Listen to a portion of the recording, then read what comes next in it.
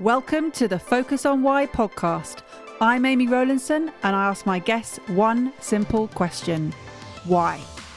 Focusing on the importance of why, I share with you the relatable, uplifting and inspiring conversations I have with people from all walks of life. This podcast will encourage you to focus on your why to enable and empower you to achieve the success you desire. Have a purpose, have a plan, focus on why. Welcome, Bushra Mohammed, to the Focus on Why podcast.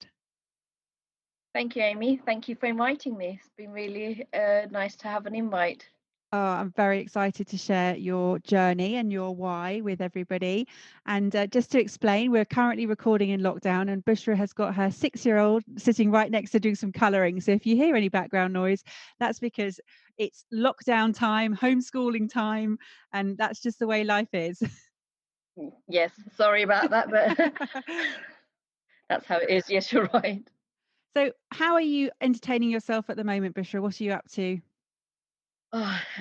Days are a mixture of things, really, with the homeschooling. The older two are better at occupying themselves with their structured routine, but the youngest, I feel, has the most need, to having some structure, really, and she doesn't have a huge amount of concentration to be able to stick to one thing from school. So I'm letting her do her own thing with a mixture of garden and her own little arts and crafts. We've got a flurry of printer paper everywhere that she's made God knows what else with it, of colouring and aeroplanes. And she's very creative, I've noticed, actually.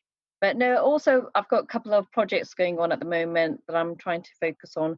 So it's been a tricky balance because I didn't realize how much I relied on the kids being at school. Just those 6 hours are just golden time for me to be able to focus solely on the business and myself, be it the work or going to the gym or having meetings.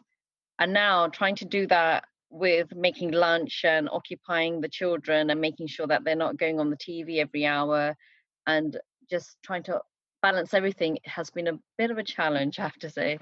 Yeah, but I guess it's something that everybody's sort of collectively experiencing, so you're not Yes. alone. Oh, so true, so true. But then you have this mum guilt because I'm in a group, WhatsApp group with all the other mums, and everyone's saying, "Are you doing this? Are you doing that? How much have you got done on this workbook?" And I said, "Look, I'm going to be very honest. It is what it is. I've just really my expectations have gone so low right now. I'm just trying to do as much as I can, but more realistically, I've just really downgraded all my expectations on how long everything's going to take because I've got, 5 things I might want to get done today, but only 3 might get done. And even that is a huge win for me, quite frankly, right now.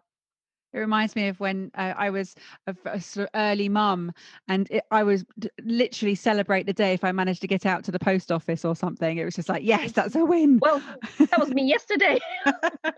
There we go. So no, but I mean, you're mentioning her creativity coming out. So what a wonderful opportunity that is for her to be creative.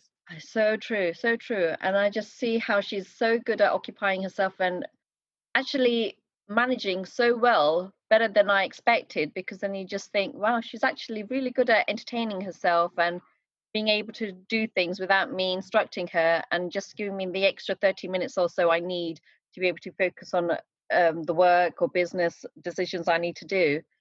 So she's been really patient, bless her, but she does miss school a lot right now. Yeah, I'm sure. So what is it you're doing currently in your business?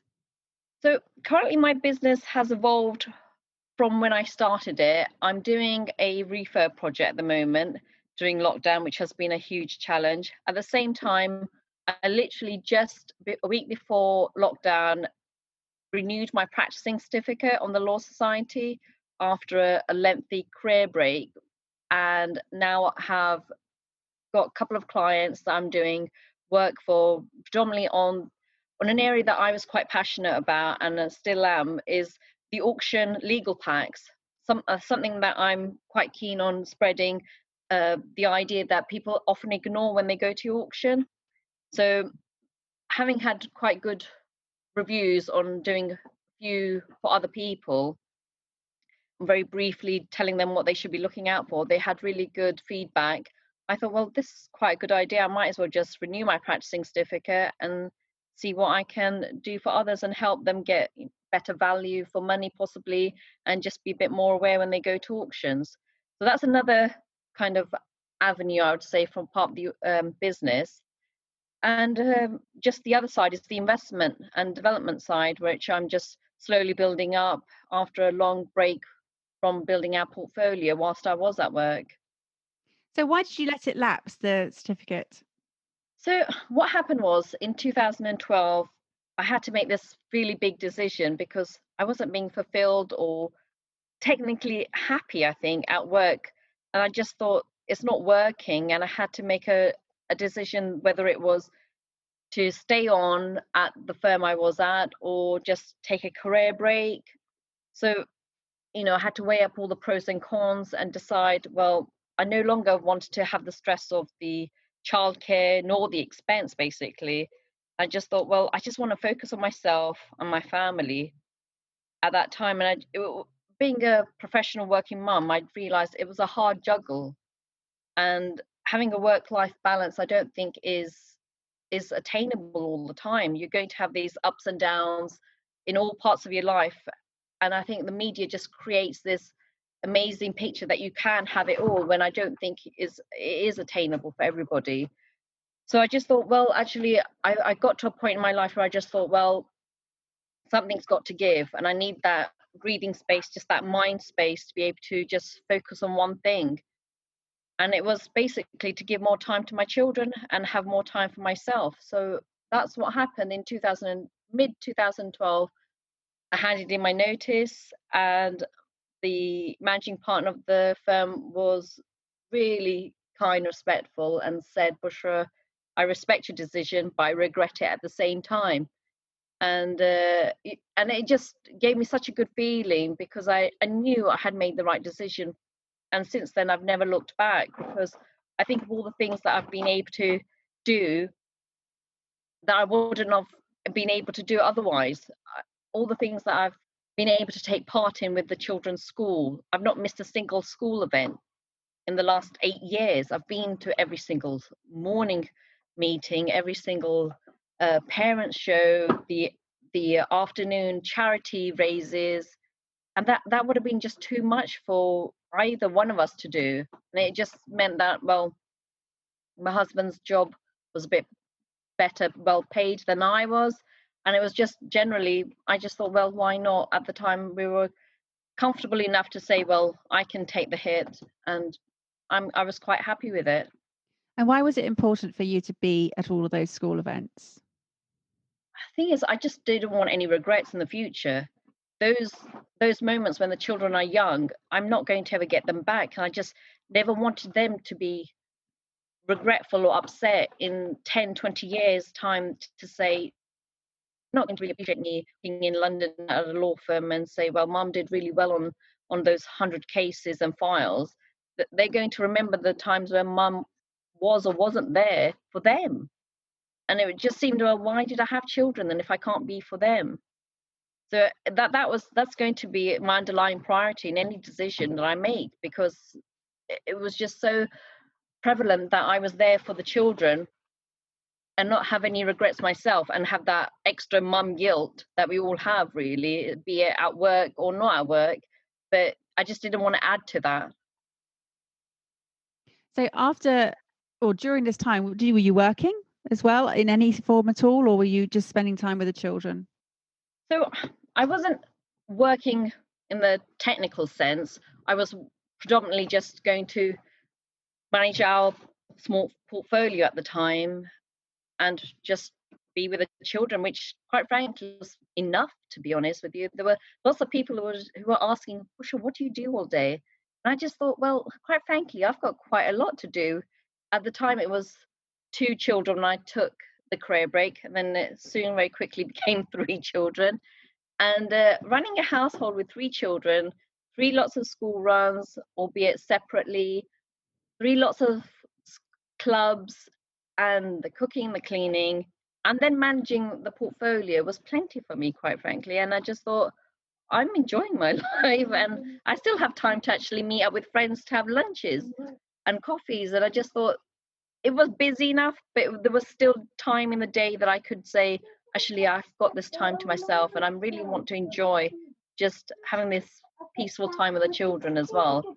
But obviously, gradually, it did become, I would say, a frustrating moment in my life where I maybe when my youngest was say 3, 4, and I just thought I don't feel intellectually challenged enough, and I just thought, oh gosh, I really need to do something now because my my whole lifestyle is not mentally challenging. I think, even though I might have enough challenges with tenants and my own household chores, it wasn't just.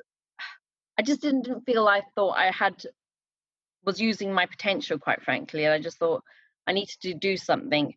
And every time I would think of doing something, or I'd phone or reach out to a couple of agencies to see if they had any part-time vacancies going on, and I was actually called to a couple of interviews, but lo and behold, I think I would say the universe and God probably just thought, no, now's not the right time, because something always came up.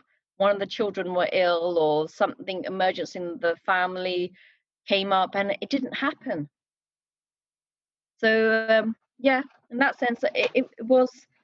Where was I with this actually?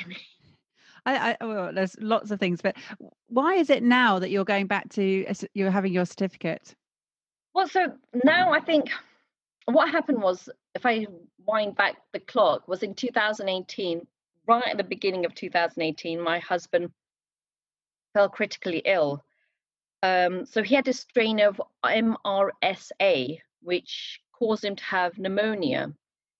And I just thought, at the time, I just thought, oh God, we've all got over the flu, and now you've got the flu again. And I just thought, oh, really, Faisal, you've got the man flu, seriously, man up, come on.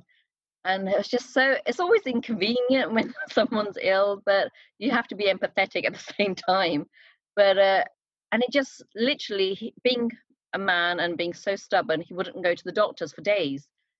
And then literally one day I said, I think you're going to the doctors today. I'm getting really fed up. It's been 4 or 5 days now, and you can barely move or sleep, and it was getting ridiculous.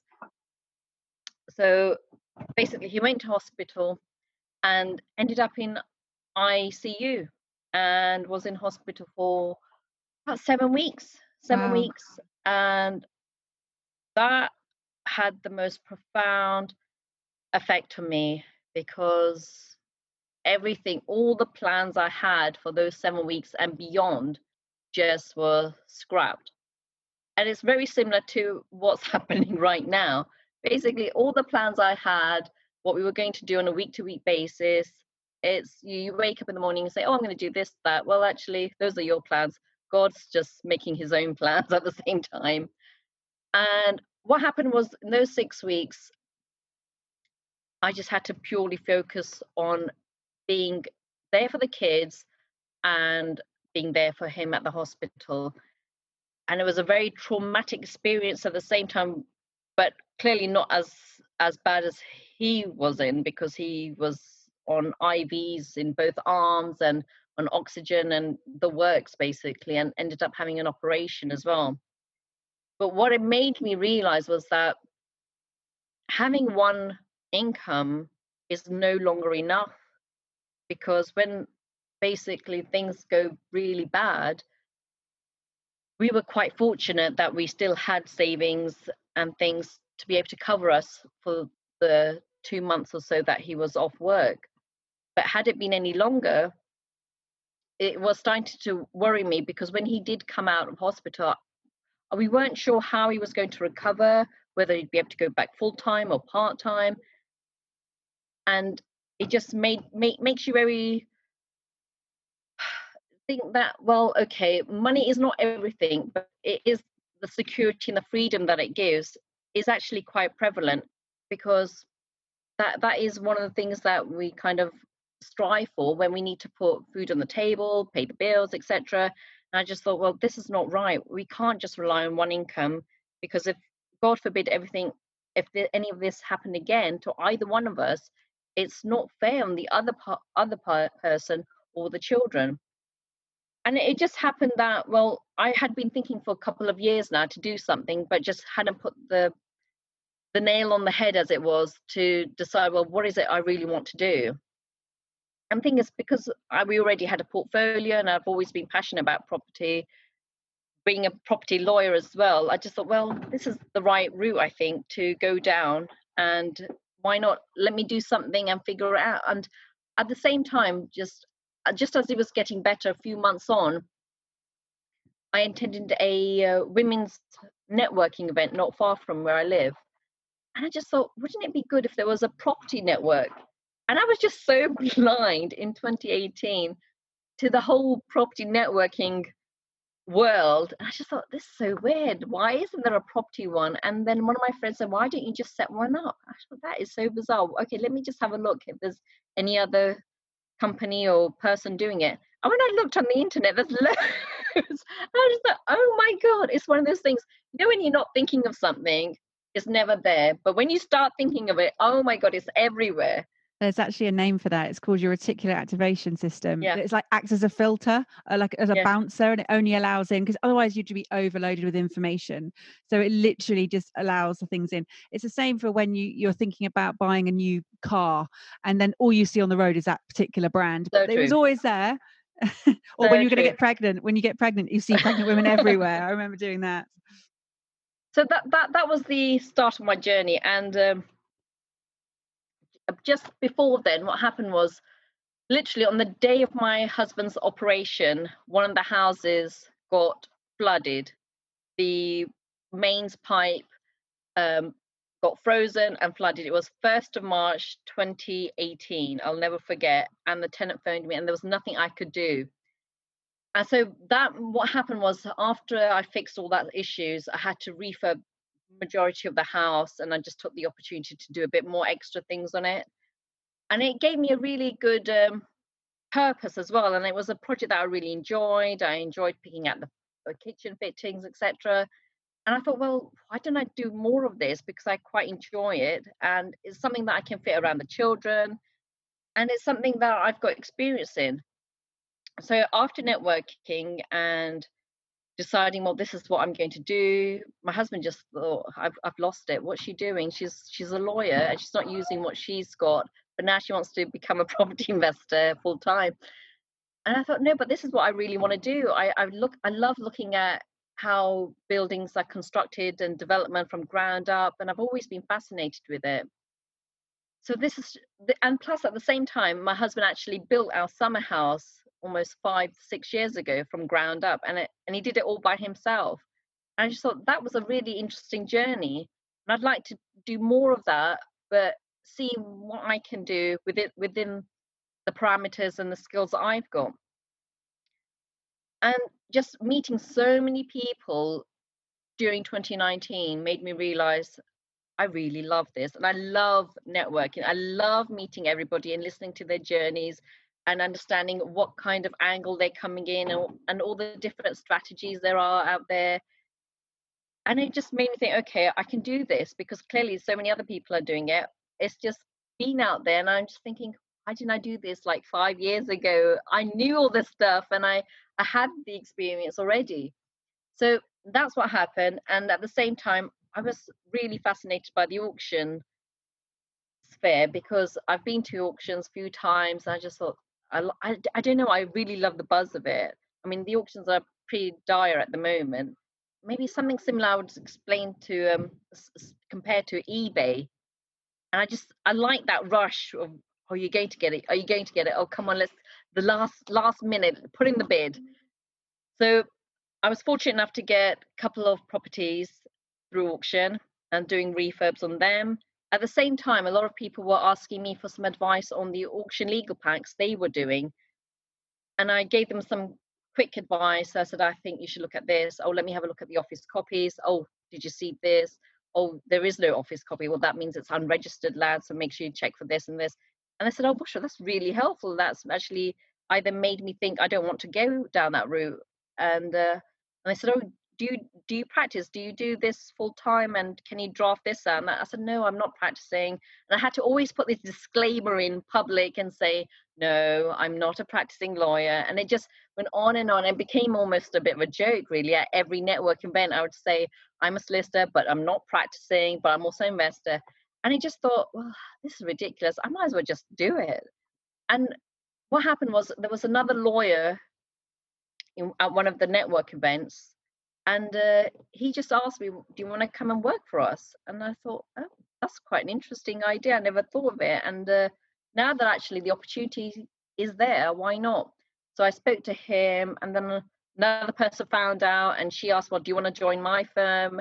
And it was like, wow, all these opportunities are coming out that I never actually put out there, really. But I just said a few things, and I've actually got good feedback. So in the end, I went to a law firm and literally signed the agreement 1 week before lockdown and renewed my practicing certificate. So the fact was that I decided to renew my practicing certificate. It was only because I had good feedback, and I thought I could actually give really good value to an area that I'm actually really passionate about.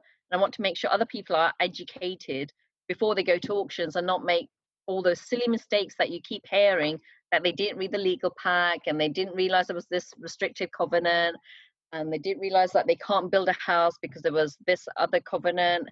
And I just thought, well, I don't understand, why don't people make the effort to read these things? Um, so because of that, I thought, I think I can do a good service, and I think I can do it at a good price, because I'm just re-entering the field and reinventing my career, that I wanted to kind of also have two forks as such to my business, by giving the legal advice as well as doing the investment. So I just thought, I don't want to actually just rely on one source of income, because we all know that's never a good idea now. And it just felt quite good, because I just thought, I don't want to have that kind of qualification go to waste as well, because I worked so damn hard. I'll never forget all the nights and early mornings of revising for that exam, and then how hard it was to then get a training contract. And the fact that I wasn't even in London with my husband when I was doing my training contract. I had to do some of it in Wales, and it was just so long-winded. And I just thought, well, I'd feel really guilty as such that I never put it to use, and just kind of wanted to still put it into use, but on my terms. So I'm so grateful that I can actually put my qualification to use now again, but on my terms. I'm now a consultant solicitor. I can do as much or as little as I want. I can choose my clients. At the same time, I can do my investment projects, and I can do those as and when I want, depending obviously my sources of funding, etc. But it's all around how I want to do it, and when I want to do it, and who I want to do it with. And that's really important to me right now. And why is it important? It's really important because I don't want to be in a situation that I was in 2018, not knowing whether my husband would be able to work again. I'm sorry, I get really emotional. I'm not surprised. It was clearly a very traumatic time.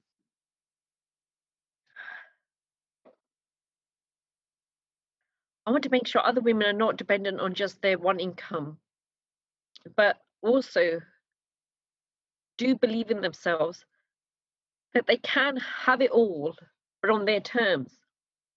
They can have their children, but also set a good role model for themselves and their children by doing what they love, what they enjoy, what their qualifications already have given them. So that was really important, because I don't want that fear in me again, not knowing whether my husband would be able to work. And I can't stand that feeling of having to worry about money.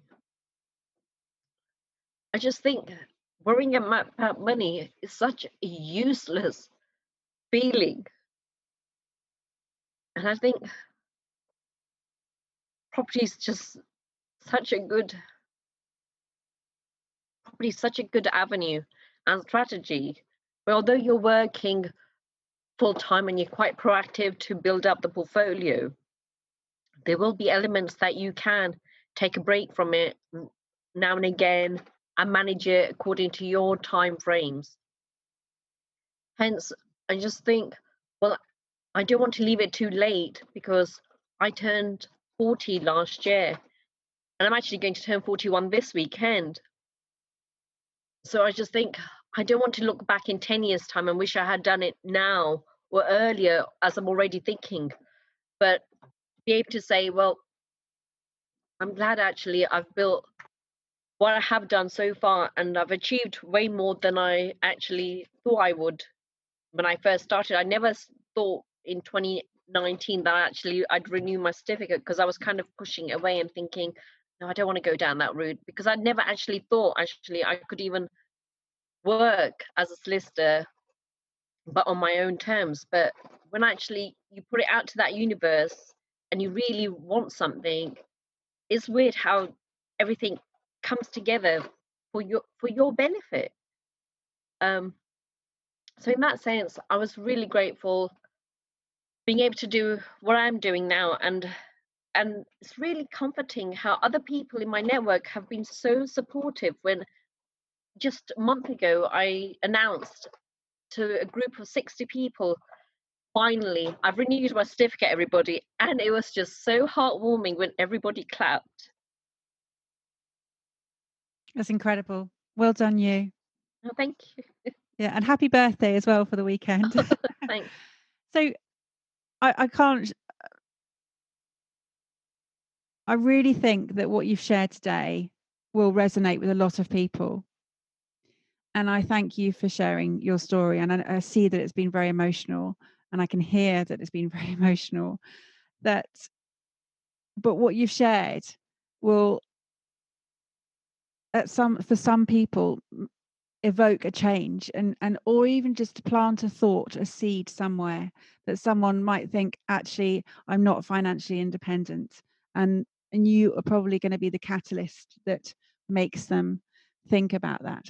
And that's just such a great thing for this is the whole point of having this podcast, is to inspire, to empower, and to evoke thought in others, and just take sort of, I don't know, just wake them up from a slumber, if that makes sense. No, it does. It does. And I think you've got to start somewhere. And I think I'm really guilty of it. And I just think, oh, everything's got to be in line and perfect in my life before I do this certain thing. And I think over the years I've just realized, forget that. Just start. I just the whole progress over perfection is such a resounding words to say, just start it and don't worry about it now, and just be more prolific rather than being trying to be perfect all the time. And I love that quote by the author of Winnie the Pooh when he says, you are braver than you believe, stronger than you seem, and smarter than you think. Because I just remind myself that I've just lost some confidence being in my career break possibly, and then coming back and thinking I don't know enough, and just thinking, oh my gosh, how am I going to do it all? And then you just have this self-doubt. But it's so important to think, have some self-confidence and just believe in yourself that you can do a lot more than you think. And again, I thank you for that message. And I thank you for coming on the podcast, Bushra. It's been incredible. I'm just so grateful for you sharing your story, and being, showing your emotions, being vulnerable, and because that's what actually will warm a lot of people to your story. The fact that you have openly shared something that's clearly, very traumatizing for you, but because of the bigger message, you've been willing to share that. No, you're welcome. You're welcome. I really hope it helps at least somebody, because it's important to me. And what message would you like to leave everybody with today? I'd like to leave a message that I don't want anyone to have any regrets in their life. Just do your best, and even though you think you might not have that experience, the connections or whatever it is, but just get out there. And I just believe networking is a huge impact in your journey. And if you're okay to share with others what you actually are in need, there'll always be somebody out there, because it happened to me. I never thought I'd renew my practicing certificate, and I just think, just get out there and actually try, because there were actually people who just kind of, even family and friends, thought, why is she becoming a property investor right now? She's a qualified lawyer, for God's sake, and she's got 3 kids, and now she wants to do this. I just think, no, do what makes you happy, actually, because you don't want to be 70, 80 and have any regrets. Do what makes you happy and have no regrets in life. And that is one mantra I really try and live. And I just think that's so important, especially right now in Corona time. It's just the most nuts scenario no one could ever imagine. It's something out of biblical times that you'd think it's like a movie scenario, but it's now probably given people more thought, I think, more time to think, what actually is making me happy? Is it commuting for 2 hours to work when I could actually do this quite easily at home? Or do I want to spend more time at work when I want to spend more time with my children? And it's probably given so many other questions to people that they probably never had time to think about. Thank you for listening to the Focus on Why podcast. I'm Amy Rowlandson, and if you've enjoyed this episode, please leave me a 5-star Apple Podcast review. Connect with me on LinkedIn, Instagram and Facebook, and become a member of my inspiring, uplifting and positive Focus on Why Facebook group. I help people to focus on their why with clarity, uniting their passion with their purpose with a plan to create the life they truly desire. If you would like me to help you focus on your why, then please book a free 20-minute coaching call via calendly.com/Amy Rowlandson. And if you haven't already, please sign up for the Friday Focus weekly newsletter via my website, amyrowlandson.com. Have a purpose, have a plan, focus on why.